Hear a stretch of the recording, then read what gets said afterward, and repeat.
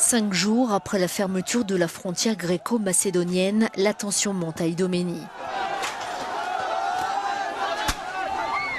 Les migrants, frustrés de ne pas pouvoir poursuivre leur chemin à travers les Balkans vers l'Europe du Nord, tentent de forcer le grillage.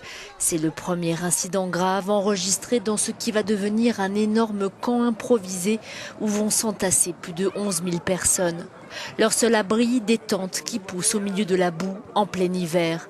Ils bloquent la voie ferrée qui fait la liaison entre la Grèce et Skopje, ce qui coupe la route et met à l'épreuve la patience des habitants. Les conditions de vie se dégradent, comme l'explique ce membre du HCR.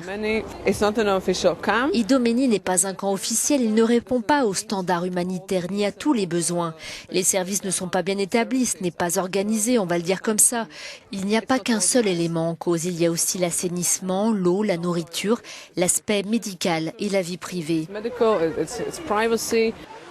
Des conditions misérables et un mot d'ordre sorti d'on ne sait où vont pousser des centaines de personnes à traverser une dangereuse rivière en crue et faire une courte incursion en ex-république yougoslave de Macédoine avant d'être ramenés manu militari à Idomeni par la police macédonienne.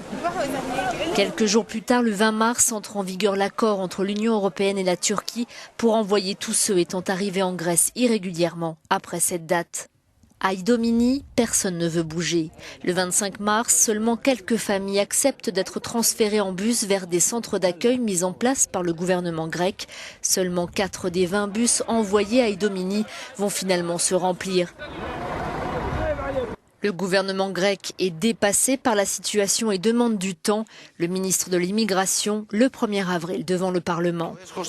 La honte d'Idomeni, la disgrâce du port du Pirée s'arrêteront, dit-il. Cela prendra du temps, le gouvernement doit l'organiser, mais ça va se faire. Souhaitez-vous l'intervention de la police anti-émeute? Vous ne le voulez pas.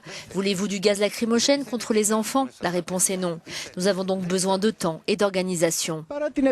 En dépit de vives critiques, le plan du gouvernement grec se présente ainsi, explique notre correspondant.